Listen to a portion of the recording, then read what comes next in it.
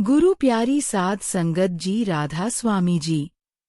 कृपया इस साखी को अंत तक जरूर सुने कि कैसे एक अंधे व्यक्ति को बाबा जी ने ज्योति दे दी। साध संगत जी, एक अंधा व्यक्ति डेरा ब्यास में आया। उसकी वहां पर कुछ सेवादारों से मुलाकात हुई और एक सेवादार ने उस व्यक्ति को पंडाल में ले जाकर बैठा दिया।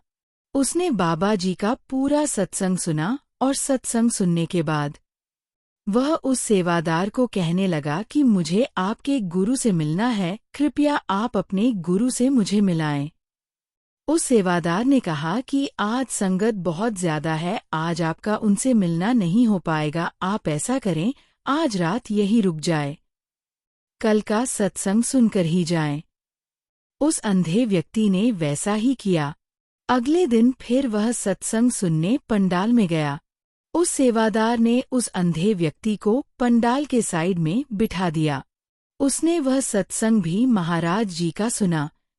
उस सत्संग में महाराज जी ने नामदान की बात ही बताई, नामदान की अहमियत बताई, तो उसके अंदर तड़प लग गई कि मुझे भी नामदान लेना है। वह सत्संग सुनते सुनते रो रहा था। उसकी आंखों में से आंसू टपक रहे थे, तो उससे रहा नहीं गया, तो वह नामदान लेने के लिए लाइन में लग गया। सेवादारों ने उसे निकाल दिया और कहा कि आपकी आंखों की ज्योति नहीं है, इसलिए आपको नामदान नहीं दिया जा सकता। उस अंधे व्यक्ति ने कहा कि अगर ऐसा है तो मुझे अपने गुरु जी से मिलाए, मुझे उनसे बात करनी है। बाबा जी के सामने पेश किया गया तो महाराज जी ने भी यही बात कही। तो उस अंधे व्यक्ति ने कहा कि फिर ऐसा करो, जहां पर मुझे नामदान मिल सकता है वहां पर मुझे भेज दो। महाराज जी ने उसकी ये बात सुनकर उन सेवादारों को कहा कि भाई इसे पीछे ले जाकर बैठा दो। वैसा ही किया गया, उसे पीछे जाकर बैठा दिया गया। जब बाबा जी ने सभी संगत को नामदान दे दिया तो आखिर में उसे कहा भाई उठ खड़ा हो। वह खड़ा हो गया और उसे कहा कि मेरी तरफ देख, ये चेहरा तेरे काम आएगा। जब उसने आँख उठाकर देखी तो उसकी आँखों की ज्योति आ गई। उसने महाराज जी को देखा। महाराज जी ने कुछ वक्त के लिए उसे आँखों की ज्योत दे दी। और साध संगत जी, जो गुरु बाहर की ज्योत दे सकता है, अंदरूनी ज्योति भी दे सकता है।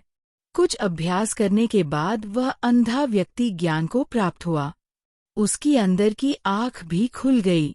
उसने सब जान लिया। तो जब वह एक बार महाराज जी का सत्संग सुने दोबारा डेरा ब्यास में आया, तो सत्संग सुनते सुनते बीच में खड़ा हो गया और कहने लगा, महाराज जी मुझे आपसे अर्जी करनी है, कृपया मेरी बात सुने। महाराज जी ने कहा कि भाई इतनी जल्दी क्या है, बैठ जा। लेकिन कुछ देर बाद वह फिर खड़ा हो गया और कहने लगा, महाराज जी रहा नहीं जाता, मुझे बात करनी है। महाराज जी ने कहा कि ले भाई चला ले, जो तुझे बंदूक चलानी है। सारी संगत को कहने लगा, मेरे भाई बहनों, यह कोई इंसान नहीं है, यह पूर्ण संत गुरु रब है, इंसान मत समझना। मैं आपको अपनी कहानी बताता हूँ। मैं पिछले जन्म में एक चील था, जो कि डेरा ब्यास के पास एक वृक्ष पर रहता था।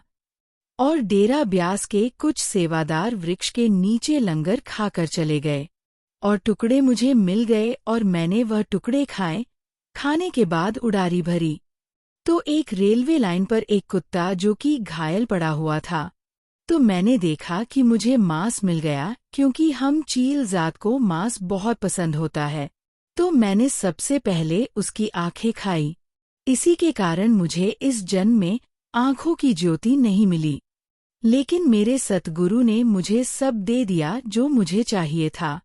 मेरे वीर भाइयों, यह कोई आम इंसान नहीं, ये रब है, इनको तुम इंसान मत समझना। सतगुरु अपने शिष्य पर किसी भी तरह की मुसीबत नहीं आने देते, हर पल उसकी सहायता करते हैं। गुरु प्यारी साध संगत जी, हम आपके लिए ऐसी ही रूहानी सखियां लेकर आते हैं। ऐसी ही साखियां रोजाना सुनने के लिए हमारे चैनल गुरु के द्वार को सब्सक्राइब करें। राधा स्वामी जी।